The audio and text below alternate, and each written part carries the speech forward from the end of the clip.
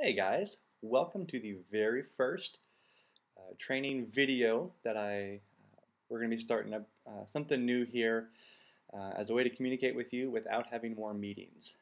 Just because, face it, everyone hates meetings. Me in particular, I hope you find that I won't try to overburden you with very many meetings at all. Ideally, I would like us to get together twice a year, sometime in the fall and once sometime in the spring.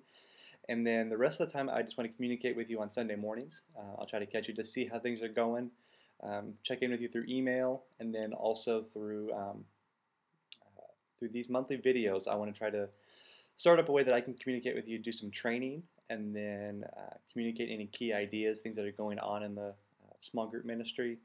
And we're also going to try something new, is I want to be doing just sharing with you some principles of some different books that I'm reading. Just because I want to give you the guys as many tools for success as you can possibly have. So I try not to keep them too long. 5 to 10 minutes max is what I'm aiming for here. So stick with me, and I'll try not to take too much of your time. This week I want to talk to you about the book we're reading called Sticky Church, a new one that John introduced to me. Had a lot of really good principles in it about a small group ministry. It's about a church in California called North Coast Church, and they have an amazing small group ministry that they are doing. They are currently running 80% of their congregation of approximately 7,000 people are in small groups. So it's definitely a church that knows what they're doing, and they are doing it very well. So just want to look at a couple principles, things that they do. Reason it's called Sticky Church is they want to figure out a way to keep people in the church. A lot of churches focus on how to get people in the front door, but unfortunately they're not paying attention to who's walking out the back door. So we're figuring out a way to make churches a place where people are going to stick around and they're going to stay.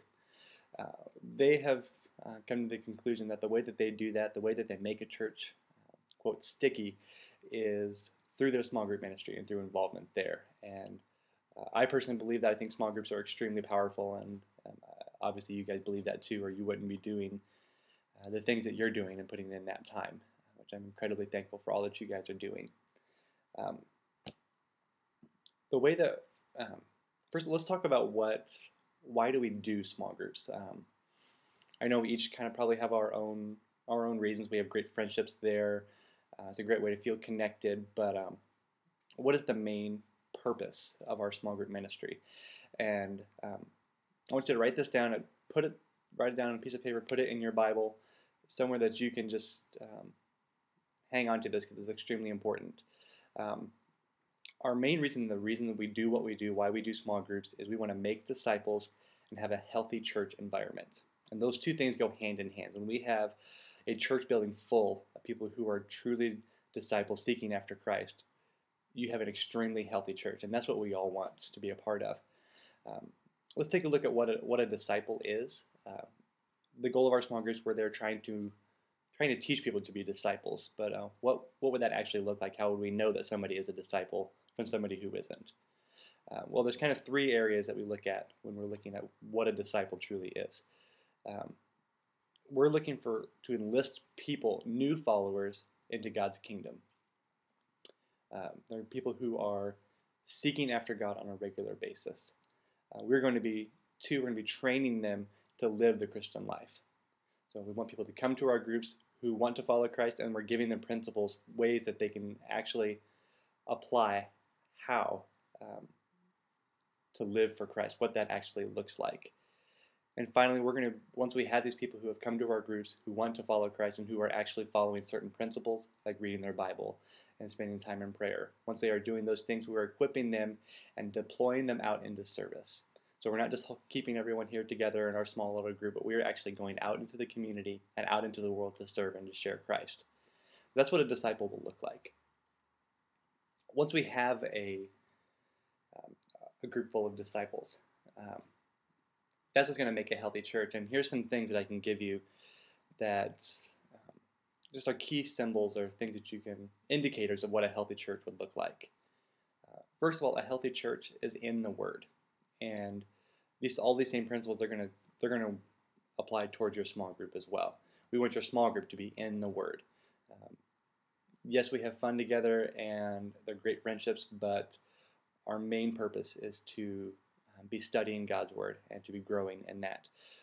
So we want to make sure that we are a church, and I know John tries very hard in his sermons to make sure that he's preaching the Bible. He's not talking about just whatever he wants to. He is preaching the Word, and that's what we want to be doing in our small groups as well.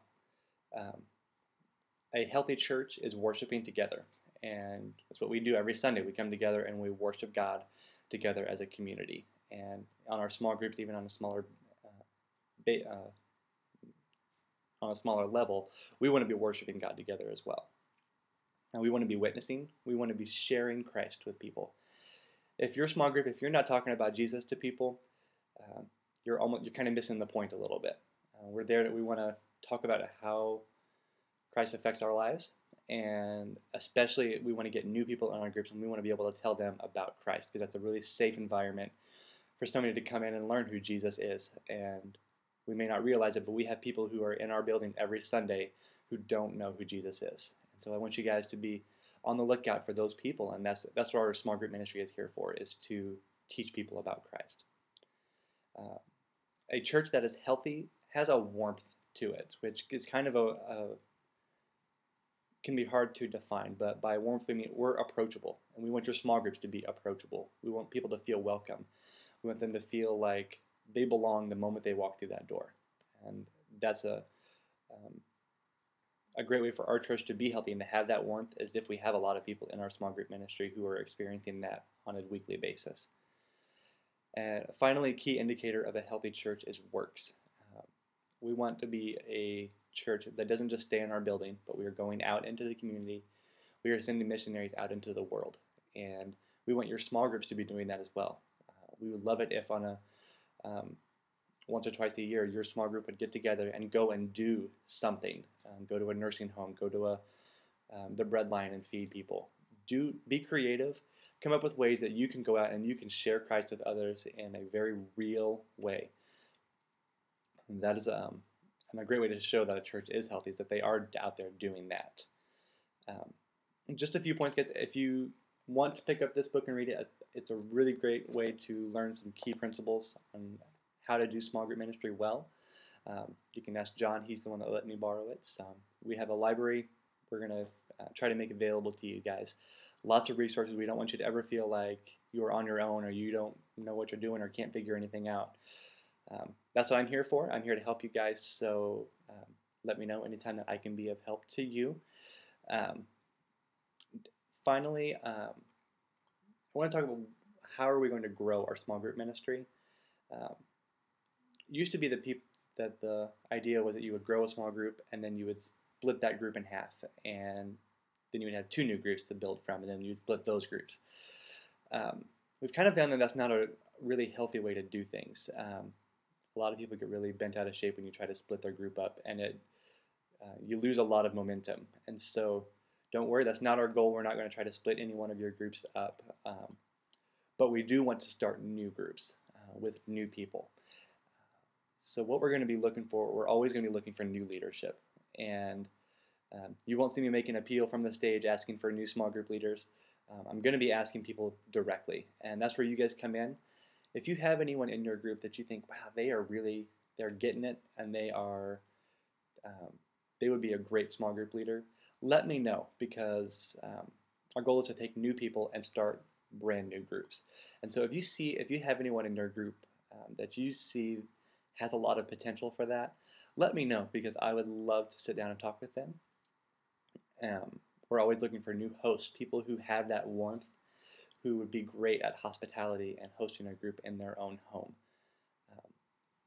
And that's what we're trying to do. We're just trying to grow our small group ministry so we can have as healthy of a church as possible. Again, I thank you guys so much for all that you're doing. If you've got my email, I flood your inbox every week, so hopefully you've got that. And if you ever need anything at all, please let me know. I'm here for you, and I really, truly appreciate all that you do, and I will see you next month. Thanks, guys.